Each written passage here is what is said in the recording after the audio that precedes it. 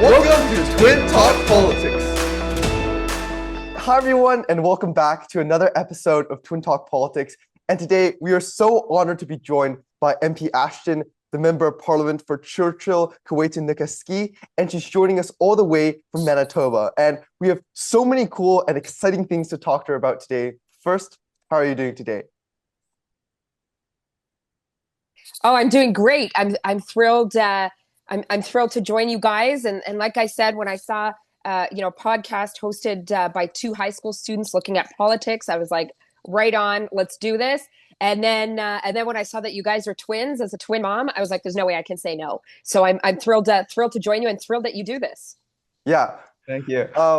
So as in tradition with our podcast, our first question is always a 50-50 challenge of where you can just try to guess who is Jason and who is Jerry based on our different backgrounds. And we know that you're actually a mother of twins, so hopefully your mom's superpowers can come through for you. But again, I just want to reiterate that it all comes down to dumb luck. So just based on our different colored backgrounds, who would you say is Jason and who would you say is Jerry?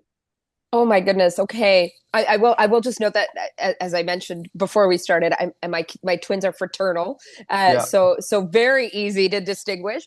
But they used to be harder when they were babies, actually. So anyway, okay, I'm going to take a stab at it and I'll say, Jason, you're the one with the yellow background? Yep, yes, you got it right. Yeah, I'm nice. Jason. Okay. So Jerry, you're with the blue. Yeah. Nice. Great, yeah. Nice. Not a lot of people get that right, so congratulations on that. It's the twin mom superpowers. Yeah, let's chalk it up to that. Yeah, great. Now that you know how to tell us apart, let's just jump straight into the podcast. So Jerry and I know all the amazing work that you've done for Canada, but for those who sort of don't know who you are, we are wondering if you could please introduce yourself and how you got really involved and interested in politics in the first place. Absolutely. Well, I will say that, I am proud to be born and raised in northern Manitoba. Thompson is my home, still is my home. That's where I live with my family, with my kids, my twins. And I will say growing up, I grew up around politics. My dad was involved in politics. My mom was involved in feminist organizing. So from a young age, I knew how important it was to actively work to make our community, our province, our world a better place to live. And I'll add to that the experience of being the daughter of immigrants. Both my parents immigrated to Canada to very clearly give a better life to me and my brother. And there was the sense that, we had almost a responsibility to not just appreciate what we had, but more importantly, can actively work to improve life here in our country, in our home country. So I will say I grew up with that sense of consciousness from a young age. But it's also interesting, as many kids do, I sort of pushed back on the idea that I would follow my parents' path in some way. And really, my passion was to work in human rights and social justice at the international level. And that's why from a young age, I pursued studying other languages, in addition to the ones that I spoke at home. Certainly my interests, even in high school and then going into university very much reflect that. And I had the opportunity to work abroad. I did various internships with Canadian embassies. I had the chance to work for a period of time at the UN, and had a chance to work internationally over a period of time. But I will say that initial interest was always rooted in the struggle for human rights and justice, not just internationally, but also at home. And in 2005, going back, I guess 20 years ago now, the big debate that had gripped our country at the time was the legalization of gay marriage. And the NDP at that time, Jack Layton was our leader, was very clear that this was a fundamental belief of our party. The need to legalize gay marriage, but the need to stand up for LGBTQ rights. And unfortunately, at the time, our MP, who was NDP, came out against legalizing gay marriage, which was shocking. And despite various efforts in community and on the ground of trying to to convince her otherwise, she certainly didn't change her mind. And I would say what we were very clear on that is the NDP, which is has a history of being a principled party on human rights, on justice, had to be principled on this front as well, on LGBTQ rights, and on everyone's human rights. And in a region like ours, where Indigenous rights are under attack, where women often face significant barriers, where many communities have fought back for a better life and against discrimination, it was very clear that we couldn't just sit back and let this happen. And so I remember at that time, I spoke out.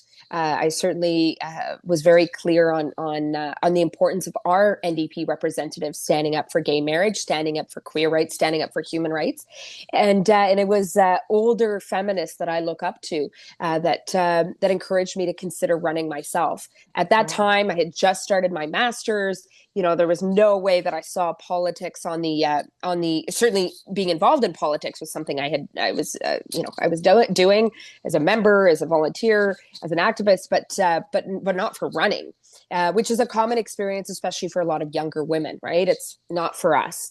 But that encouragement from women that I looked up to, mentors, really made me change my mind and talked to various folks. We built a grassroots campaign, decided to jump in, and we signed up a record number of people who had voted NDP for years, or their parents had voted NDP, their grandparents voted NDP, and they didn't know that there was necessarily a chance to get involved.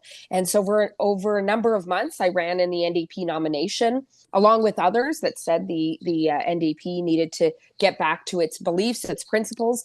And I was very honored to have won the nomination at the very end of 2005. But unfortunately, we didn't have enough time to get prepared for the election that came right after. And I went on to run in the 2006 election for the NDP. Unfortunately, we lost. But I will also add my voice to everyone who says you lose more from losing than winning. I would definitely agree with that in my experience, but it was a tough loss. We had worked hard. We had engaged people. We people were really believed in what we were doing. So losing was hard, but it was I took some time to think about things. I stayed in close contact with folks that were really involved in our campaign. During that time, I also finished my master's, and we decided to give it another go. And so I had the privilege of running in the 2008 election, and ever since then, I've had the immense honor of being the representative of northern Manitoba. Well, it's actually 2/3 of Manitoba. That includes the part of Manitoba that I'm from and that I call home. Yeah, wow, that's a super interesting backstory. Thank you so much for sharing. Our second question comes in two parts. So firstly, on a macro scale, we are wondering what you think are the most pressing problems concerning youth in Canada as a whole. And secondly, on a more micro scale, what do you think are the most paramount issues for youth in your own constituency? Sure. Well, I think there's parallels for sure, but there's also differences. But if we look at nationally, I would say the level of intergenerational inequity that young people are facing is of grave concern. And I would say, along with that, the impact of climate change. So on the intergenerational inequity, I was actually the first person in Parliament, the first member of Parliament, to talk about the rise of precarious work amongst millennials and of course Gen Z. I was the first to talk about the fact that this was a trend that we couldn't just sort of sit back and accept. That this kind of generational inequity is damaging first and foremost to young people who are living it. Right, we're talking about the lack of good, stable employment, the lack of pensions, the lack of benefits, the lack of access to affordable housing, the inability to sort of reach milestones that our parents didn't think twice about, whether it was owning a home or starting a family, or going on holidays, doing things that many of us grew up thinking was something that you should be able to do in a country as wealthy as Canada. And now we've seen over the last 10 years that things have shifted dramatically, that young people aren't achieving those milestones, that young people don't have that kind of economic security. And then we also know that this is bad for our country, when you have an entire generation that is so precarious, and that is living with that kind of insecurity, that has an impact on our entire country, including on our ability to give back to the social safety net, to be able to make the investments back into our economy, including not being able to have kids. Right? I mean, Canada's birth rate has dropped dramatically. I mean, twins are always helpful in pushing back on that trend, but quite seriously, this has a real impact. I mean, and I would say, including the questions of taking care of our parents, taking care of people that are becoming older, that will have, of course, a need for a strong social safety net as they get older. And then, of course, questions around productivity and where Canada is going in terms of, our own economic future. When you have a generation that is set back the way ours has been, and younger folks like yourselves, that's something that we need to contend with. And I will definitely say that I don't think recent governments have done that. In fact, they've been part of the problem. It's not by accident that young people face these levels in intergenerational inequity. It is a result of political and economic policies like job-killing trade deals that we're dealing with right now, like privatization, like austerity and cutbacks to our social safety net, our social programs. And so we need to reverse those trends. Many countries are struggling with what we're dealing with here, but some have found ways to push back and support young people in very real terms. Canada, while we've tweaked some things here and there, tuition is still too high. I'm a big supporter of free tuition. We know cost of living is too high. We know housing is still, despite tweaks here and there, out of reach for so many young people. And and this is something that we need federal, national leadership on. And of course, climate change. There's no question that our generation, your generation, my kids' generation is going to be paying the price of out of control corporate greed that has allowed carbon emissions to get to where they are, that has allowed subsequent governments to not take climate change seriously. Now we're dealing with a U.S. administration that doesn't really actually believe in climate change, and we're already obviously seeing the impacts. So, and I can transition to the reality at home. Northern Canada and Western Canada is seeing climate change accelerate in more than other parts of the country. Regions like ours have seen wildfires, the likes of which we haven't seen before. In some areas we see flooding, and everywhere we see the impacts on infrastructure that's already in precarious situations. And I will say, in terms of young people in our region, the immense challenge, I would say, first and foremost, is the challenges that Indigenous youth face, particularly on reserve. I have the privilege of representing and working with 41 First Nations. Wow. And we're talking about, these are the youngest communities in the country, right?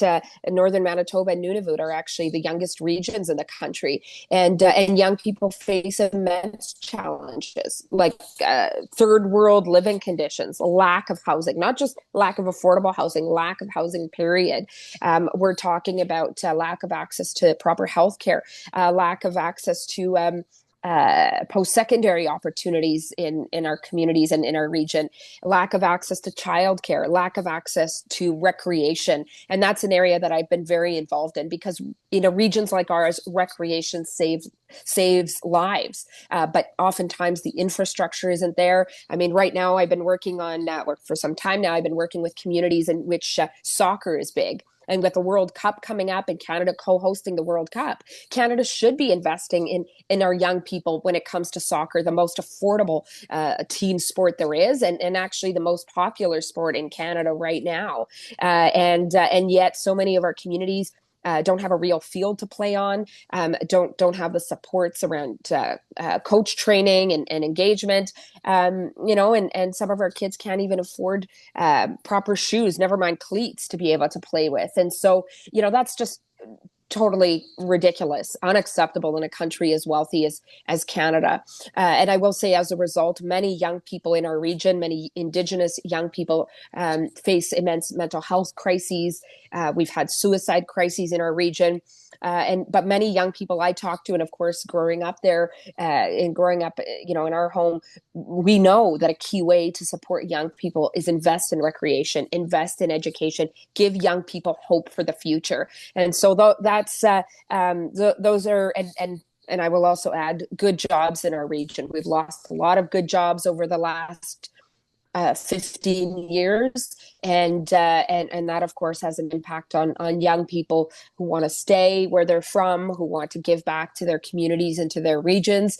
And so I would say, in many ways, while while young people in our region face similar challenges to big urban centers and in southern Canada, some of the challenges are very unique, but they're also very much a reflection, in the case of Indigenous youth, of our history of colonization and the kind of federal neglect we continue to see towards First Nations in our country. Oh, we would completely agree with all those, and we think we need to get going on those issues as soon as possible. We just gotta move on a little bit more to your role as the NDP's critic for tax fairness. And I think your role is extremely and especially crucial as Canada faces economic uncertainty from escalating trade tensions with the US, and ensuring that all taxpayers pay their fair share is more critical than ever to maintain stability and fund essential services. And just 2 days ago, you gave a press conference where you mentioned that Canada lost an astounding $30 billion in corporate tax revenue to offshore tax havens in 2021 alone.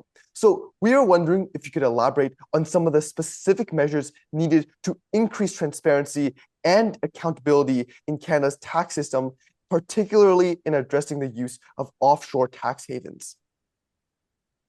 Mm-hmm. I love this question. Thank you for raising it. And especially, like you said, in the context of the economic attack that our country is sustaining. This is the time for Canada to stand strong towards the U.S. administration, including by strengthening our own economy. And many people have talked about the need to bring back manufacturing, to make sure that we are maintaining greater control of our natural resources.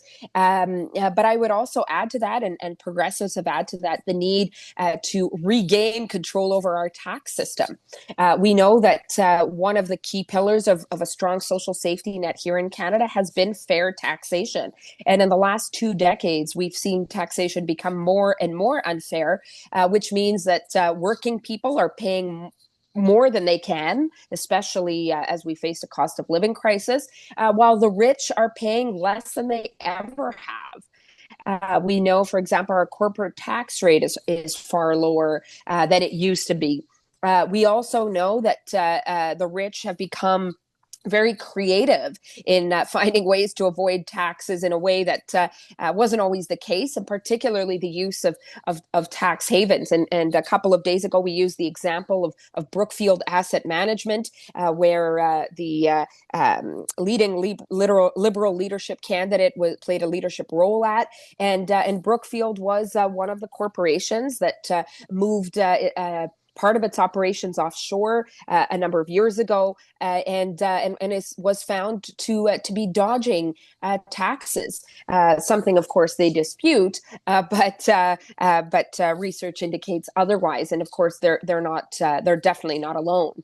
So what we've said in the NDP is strengthening Canada, both in the case of what we're facing right now, but more broadly in terms of the challenges we face. It means strengthening our ability to go after tax avoiders, tax cheats, and making sure that that we are recouping what they've taken away from us. Part of that is making sure that the CRA has a clear mandate to go after those that are avoiding taxes or evading taxes. Part of that is going after Canadians that were named in the Panama Papers, that were very clearly found to be engaging in tax avoidance. We know that Canada hasn't actually charged anybody that's named in any of those papers when it comes to tax avoidance. So that's unacceptable. Putting resources behind going after these folks who are literally siphoning off tax money that should be reinvested in Canada, reinvested in such a way to support healthcare, childcare, post-secondary education, or infrastructure. And we obviously have been very clear that we need to be closing loopholes that allow and even encourage some of these folks to hide their money offshore. So I think this is a very important time to talk about how Canada can become stronger as a nation economically, and one of those key ways is bringing about tax fairness, and we absolutely have the tools to do that. What we need is the political will and the resources behind that. For sure, yeah, we would 100% agree with that. And on the topic of taxation, we know one of the most contentious policy debates in recent years has been around the capital gains tax, and particularly the upcoming increase introduced by the Liberal government, which is set to take effect in 2026. However, the political landscape around this issue is shifting, with conservatives have consistently opposed the increase, and now several key Liberal leadership candidates are now also advocating for revisions, changes, or even scrapping it entirely. And this has left the NDP as one of the only and the strongest advocate for capital gains taxation. Thus, given the increasing sentiment around this policy, how would you make the case for maintaining and even strengthening capital gains tax when many critics claim that it could disencourage investment and stunt economic growth? Well, first off, I would say increasing the capital gains tax is absolutely a way of restoring some element of tax fairness, and we know that first of all, this is one for one segment of the very wealthy, and it certainly it goes. It is very much a tool that other countries use as well to be able to recoup resources back to the state from people that live very comfortably and have found ways to perhaps avoid paying taxes that they would otherwise be able to.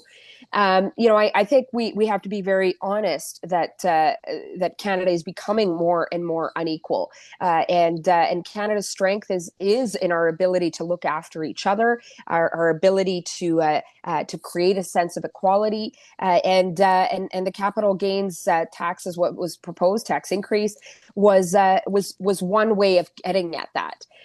It's been very disappointing and frankly outrageous to see the Liberals backtrack on this commitment, and expect nothing less from the Conservatives, who are always advocating on making the rich richer We know the Liberals have done so as well many times. But then there was this moment of hope, recognizing that defending the middle class, working towards greater equality meant some tax measures like this. And now, of course, we see that they don't have the courage to sustain that kind of commitment.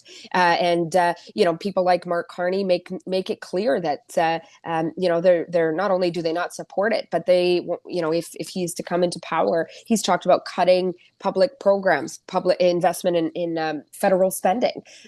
These are ways that are things that are going to make Canada more unequal, that are going to increase the generational inequity that we're facing. We need to be able to take bold measures, including restoring that increase in the capital gains tax. And I would say that we're the path that we're on right now is one that will only increase generational inequity, weaken the Canadian economy as we know it, and we need to get serious about clear, bold measures like bringing back that increase in the capital gains tax. For sure, yeah. Another aspect of your work that really inspires us is in your advocacy in justice and representation, and specifically your private members bill of Bill C-245, which I'm sure MP Ashton will definitely explain better than me. But for all the viewers at home, it essentially seeks to amend the Canadian Infrastructure Bank Act to prioritize public interest investments that does things that combat climate change, for instance, whilst ensuring Indigenous and northern communities, which are often unfortunately overlooked in a lot of infrastructure planning, to have a voice directly in its leadership structure. So our question is, we're kind of just curious to hear your thoughts on sort of the structural challenges and the structural reasons that have prevented the Canada Infrastructure Bank from being as effective and efficient as it could be, despite its $35 billion in funding, and how your bill can sort of address these underlying issues. Absolutely. Well, I'm thrilled to talk about our private members bill that really looked at ways for Canada to do better when it comes to addressing the infrastructure gap that we face. And we know that the greatest infrastructure gap, the greatest infrastructure crisis is on First Nations across the country. I represent communities that don't have access to all-weather roads, communities that don't have water plants that work properly or have clean drinking water in their homes. I represent communities where the roads are impassable during certain times of the year. Communities that still rely on diesel in a hydroelectric reliant province, but they rely on diesel to be able to for energy in their communities. So we face immense infrastructure challenges where we are, and all of them are exacerbated by climate change. And when you look at an institution that should be part of the solution, one of those is the Canada Infrastructure Bank. The idea of creating a bank that could partner with communities to find solutions to our infrastructure challenges is an exciting one. And I will say, I think on the outset, many of us were excited about that idea. But if you look at the way the Canada Infrastructure Bank was set up, it is very much premised on the idea of triple P partnerships and finding ways for private interests to be able to partner on infrastructure projects, which we know they would only do to be able to recoup some sort of benefit, particularly profit. And so that's deeply problematic for various reasons. But also when we're talking about the most marginalized communities in our country, the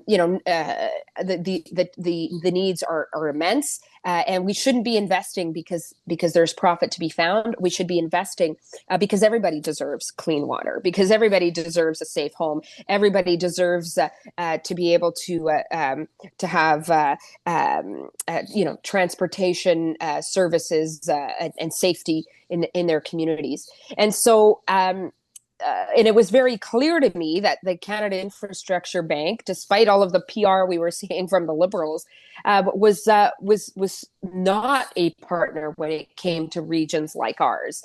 I'll give you an example. One of the big issues that I've been fighting for along with the community is Wasagamak, a First Nation in our region that is one of two First Nations in Manitoba that is completely isolated, doesn't have an all-weather road, and doesn't even have an airport. And Wasagamak is over 2,000 people.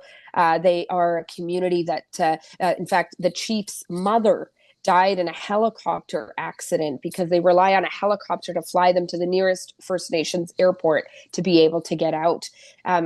Absolute tragedy has resulted from this situation.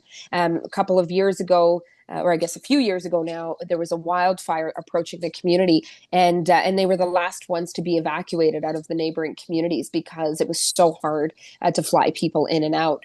And so we've said, why isn't the infrastructure bank investing in Wasagamak and its airport? Why isn't the infrastructure bank investing in an all-weather road on the east side of Lake Winnipeg, given that ice roads are lasting less and less? And we didn't get any positive answers. So we said, let's go to the source here, which is the structure of the bank that is inadequate, that doesn't recognize the disproportionate infrastructure gap that Indigenous and Northern communities face, that doesn't have as part of its mandate to deal with that very significant need in terms of infrastructure. And we also made clear that they needed to change their governance structure and include Indigenous representation as part of its governance. We received tremendous support from Northern and Indigenous communities across the country. I'm proud of the fact that other parties also supported the bill. The Bloc Québécois, certain Liberals representing Northern and Indigenous regions supported our bill. Unfortunately, the Liberals themselves, and neither did the Conservatives, did they actually support our bill. But we did go on to see some changes in the budget that followed, particularly around governance and even around the need to look at Indigenous communities as part of the bank's mandate. And even in our region, we've seen some movement there from the bank. But I continue to maintain that their structure continues to be flawed, and really the result success would be beginning to address the infrastructure gap in Northern and Indigenous communities. The Canada Infrastructure Bank should be part of that, but obviously Canada as well, in terms of its departments like Indigenous Services and others, and need to be very much part of that too. Wow, that was really powerful. So thank you so much for that. For the next part of our interview, we're going to slightly shift gears and talk a little bit more about youth. So we know that recently there has unfortunately been a decline in youth engagement all around Canada, evidenced by low youth voter turnout rates or just less youth speaking up about issues that matter to them.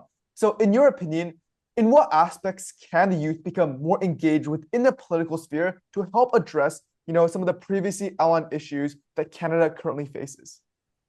Well, first off, I think it's really important that we acknowledge that young people are politically engaged, and I think your podcast is a perfect example of that. You're young, you care about politics, and you're asking critical questions. Obviously, I'm sure your peers who tune in and other young people who tune in, are learning from our discussions and hopefully inspired by our discussions as well. But I will say that I see that a lot of young people are politically engaged, but not necessarily in terms of mainstream politics.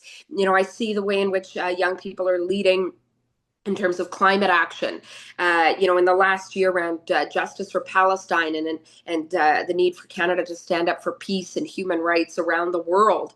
I see how young people are pushing back, whether it's on when it comes to racism or homophobia or misogyny, and I want to recognize that in many ways politicians. One of the reasons that young people aren't as involved in mainstream politics is because politicians aren't listening to young people. I know a lot of MPs who they're much older than me, who are pretty disconnected from the reality that young people face today, aren't reflecting the priorities that you've raised. And I think maybe in some ways, for some of them, sure, it's ignorance. For some of them, they don't care. But for some of them, it's beneficial also. It's easier and maybe advantageous to just kind of ignore the challenges that millennials, Gen Z, young people are facing today. And, and I would say that's why we need your voices more than ever. We need young people involved when it comes to mainstream politics, in addition to the kind of political engagement we're seeing. Yes, we need voting, but we also need young people running. We need young people campaigning. We need young people, becoming involved in parties to help shape progressive policy positions, I would say, that reflect your reality. And I think we're seeing some promising signs, certainly in the NDP, but we need to see a lot more of that, and we need to see political parties and political leaders very much not just listen, but more importantly, act on the priorities of young people. Yeah, just building on top of that question, what are your thoughts regarding the voting age of Canada? And do you think potentially lowering the voting age to 16, as proposed by Bill C-210, will gain the attention of more youth to vote and really put youth voices at the forefront of our political discussion? Oh, I absolutely support it. And the NDP, of course, has raised this in the House. My colleague, MP Don Davies from Vancouver. And I know my colleague Taylor Backrack, also from BC, has raised this. I mean, we all support it in the NDP. I think there's no question, I think a lot of young people even younger than 16, but definitely 16, Yeah. are much more aware of the challenges that our world faces than a lot of older people. And and I think if we're going to be serious about respecting young people and their voices, lowering the voting age to 16 is one good way of doing that. Great. And for the fun question to end off our time today, we know that you're fluent in 4 languages: English, French, Greek, and Spanish, but you've also taken a bunch of lessons in Cree, Russian, Turkish, Ukrainian, and Mandarin. So we were just wondering, which one would you say was the most enjoyable to learn? And this could potentially be the toughest question of our entire interview. It's true. There's so many to choose from. So I would say 2 categories. It's very important for me, and I'm going to talk about my twins again. Very important for me to maintain and teach my mother tongue, which is Greek. That's my mother's language, and it's challenging when obviously it's not very commonly spoken in Yeah. Canada. Of course, there's big Greek communities in our big urban centers, but where I'm from, that's not the case. And so I will say, while it's challenging at times to ensure that my kids are learning the language the way they should, it's extremely fulfilling, and it makes me very proud that because we live in a country like Canada that is proud of our diversity, that is proud of our multiculturalism, that I, as a first-generation Canadian, first to be born here, can share my mother tongue with my kids. And I will say that experience also has rendered me a real champion in terms of, or I guess believer in the importance of being able to learn our mother tongues, whether it is an Indigenous language like Cree, or any other language that our parents brought to Canada with them. So, but I will say, in terms of the languages that I went on to learn, one that I have really enjoyed learning, and obviously because it's immensely challenging, is Mandarin.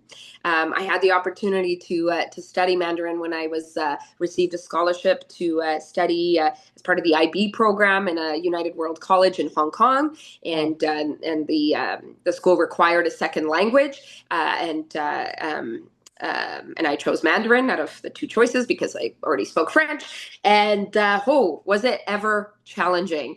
Because it wasn't, of course, just oral. It was also written, learning the characters. But what is so cool about that experience, and I should say I went on to study Mandarin at the University of Manitoba when I returned from my undergrad Wow. as well. So I studied it for 4 years, a number of years ago. But that experience gave me the chance to be a volunteer with the Chinese Olympic team Wow. Wow. Okay. at the Athens 2004 Olympics. So, of course, the Athens 2004 Olympics were a big deal for those of us of Greek background because the Olympics were coming home. The ability to help host them as somebody who's of Greek background from the diaspora was very cool. But very few of us spoke Greek, English, and French, which are official languages of the Olympics, and Mandarin. So as a result, I was assigned to the Chinese Olympic team in the Olympic Village, which is like a big deal. Wow. Wow. And I remember I had a buddy in Canada who said, he's like, I like, he's like, obviously it's going to be a great experience. He's like, but in order to prove that you were there, you have to get the autograph of an iconic athlete at the time, Yao Ming. Yeah. And I was like, I'm never going to be able to get his autograph. Like, I was like, we're assigned with the whole team. I'm going to be working with the officials, blah, blah, blah, all this stuff. So we get to the village. It's extremely busy, right? There's hundreds of athletes from around the world. We're assigned to the building where the Chinese Olympic team was in, and we were mostly working with officials, but we did get to meet a few athletes here and they're in and they're out. And at that time, Yao Ming, of course, was a huge star, and everybody wanted an autograph. So I was like, well, forget it. Like, that's not going to happen. And one of the last days that I was there, we were volunteer. We had to do some work in the area just outside the laundromat in the Olympic Village. And lo and behold, Yao Ming and I'm not sure if it was his girlfriend or somebody came out of the laundromat. And I was like, this is my chance. So I made a beeline, and I happened to have a paper and a pencil at the time. And I was also aware of the fact that a lot of people were bugging him for autographs. So I didn't want to be disrespectful about it. So I thought, well, what better way to do it than to say it in Mandarin? So I Oh, wow. remember Wow. Yeah. I don't remember how I got his attention, but when I did have his attention, of course, I was looking straight up because he's so tall, Yeah. and I said in Mandarin, forgive me the especially the tonal pronunciation, but I said, 我叫 Niki, 我是加拿大人, 请问, so please, right? Yeah. And I didn't know autograph, how to say autograph. I was like, 你写你的名字, Yeah. and I pointed to the paper, and he was, I think, so shocked that I was speaking Mandarin to Yeah. him. And I said, how did I say it? 说给你的中国Olympic team. I remember how I used to be able to say that. Anyway, so I like introduced that I'm Canadian. I'm working with your Olympic team. Can you write your name? Because I didn't know an Yeah. autograph. Yeah. And I think he was so amused by the end of this that he immediately gave me his autograph. Wow. And I was like, she. And he was very polite. And then, he moved on. He said very little, but it seemed to be rather friendly experience. Yeah. And I'm very thankful that he took the time to give me his autograph. And I came back to Canada, and I told my buddy that I had the proof that I had the chance to meet Yao Ming, but also volunteer with the Olympic team Wow. and be in the Olympic Village. So knowing Mandarin gave me that opportunity, and knowing languages, studying languages, has opened many doors, including through my work, but also to live a fuller life. And I would definitely characterize that experience as part of it. Mhm. Wow, that is so cool. Maybe one day Jerry and I can speak so many languages as you. You know what? Most of those I learned older, and I would say I mean, so many people around the world speak more than one language. Many Canadians do as well, but we need to see more of that, because it's sure, it's a skill. People talk about it in terms of work, but it's also in terms of getting to know our world in a better way, and for many of us, in terms of our mother tongues, getting to know who we are, where we come from, and where we're going. So yeah, love that question, and love sharing that really, really cool memory. No, that was an amazing story. All right. I think that concludes our interview today. Again, Jerry and I, from the bottom of our hearts, just wanted to extend such a big thank you to MP Ashton and also her phenomenal team for this amazing opportunity and taking the time out of her very, very, very busy schedule to come here and actually meet with us today. We truly, truly appreciate it. For all the listeners at home, if you guys wish to see more interviews and more episodes like this, be sure to tune into future episodes. Thank you, everyone, and we'll see you guys next time. Keep up the great work, guys. Thank you.